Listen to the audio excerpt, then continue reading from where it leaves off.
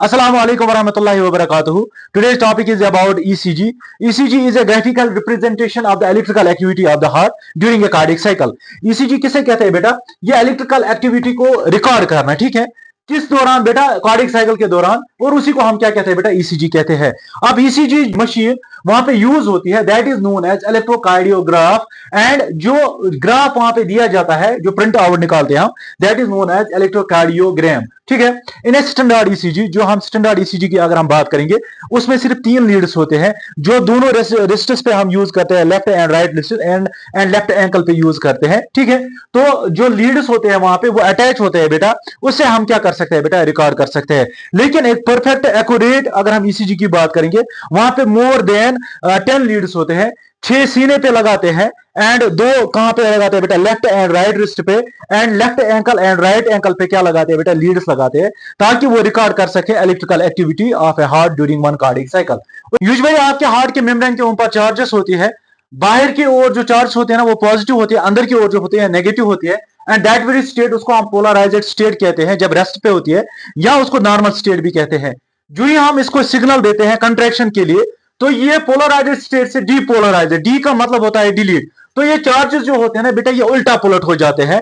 And after that जब ये contract हो जाता है, धड़क के रुक जाता है, ये फिर से नॉर्मल स्टेट पे आ जाता है, and that very stage is known as repolarisation. पहले पोलराइज्ड स्टेट, इसको नॉर्मल स्टेट भी कहते हैं, यानी रेस्ट पे जब हम इसमें कोई सिग्नल नहीं होती है, जब हम सिग्नल देते हैं तो चार्ज जो है ना उल्टा पुलट, बाहर की ओर पॉजिटिव, और यहां पे आप देखो डीपोलराइज्ड में बाहर की ओर नेगेटिव है, ठीक है। तो चार्ज जो होते हैं ना, ये अंदर की ओर पॉजिटिव आए, यहां पे अंदर की ओर नेगेटिव थे, ठीक है।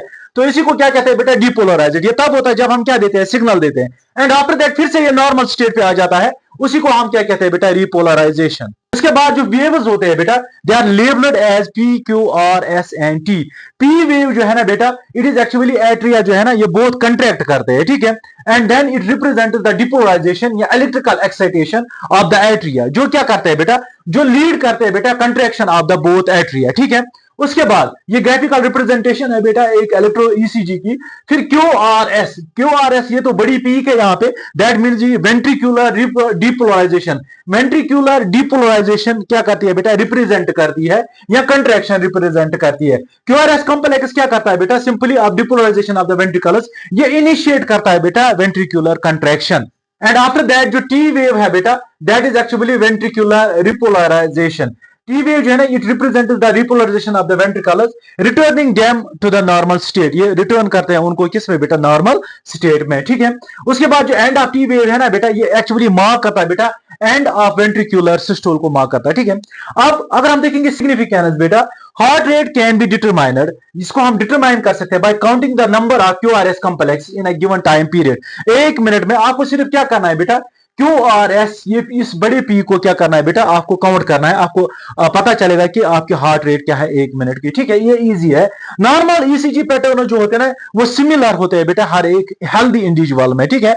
जब भी इसमें अगर इसमें थोड़ा बहुत क्या हो जाए, ऊंच नीच हो जाए, तो उस बंदे को डिजीज या उसमें कोई डिसऑर्डर हो सकता है। Any deviation from the normal ECG pattern में इंडिकेट ए हार्ट एबनॉर्मलिटी और डिजीज। सिंपली जब इसमें थोड़ी बहुत क्या हो जाएगी बेटा? डिविएशन होगी, चेंज होगी, डेफिनेटली उस बंदे में क्या होती है बेटा? हार्ट प्रॉब्लम या हार्ट डिसऑर्डर होता है, ठीक है। Therefore ECG has a great clinical diagnostic significance. इससे हमें यह पता चलता है कि हमारी हार्ट की पोजीशन क्या है, हमारा हार्ट जो है ना ये हेल्दी है कि एबनॉर्मल है, डिसऑर्डर कोई है, वो इसी से पता चलता है, ईसीजी से पता चलता है। फिर अब रेगुलेशन बाय मेडुला, इसमें 2 पार्ट्स है बेटा, एक है सिंपैथेटिक ऑटोनोमस नर्वस सिस्टम, ये ऑटोनॉमिक है बेटा, and parasympathetic autonomous nervous system. Autonomous nervous system जो सिंपैथेटिक है बेटा, ये एक्टिव फॉर्म, इसमें कुछ हार्मोन्स भी होते हैं जो रिलीज होते हैं, जैसे एड्रेनालिन, नॉर एड्रेनालिन एंड थायरोजीन। ये क्या करते हैं बेटा? फ्लाइट एंड फाइट में जब अर्थक्वेक होती है हमारी बॉडी को, उस टाइम हार्ट रेट जो है ना वो तेज हो जाती है, या कुत्ता पीछे भागेगा तो ऑटोमेटिक क्या हो जाती है बेटा? हार्ट रेट तेज हो जाती है। जब भी हार्ट रेट तेज हो जाती है ना, that is actually the function of the active part, यानी SANS, sympathetic autonomous nervous system. Parasympathetic autonomous nervous system जो होता है ना, जब हम रेस्ट पे, जैसे ये क्या करता है बेटा? ये स्लो करता है हार्ट रेट को, यानी less slow down the heart rate, and ये उस टाइम जब ईट या स्लीप, ये उस टाइम यूज होता है, ठीक है। This was all about ECG। Thanks for watching.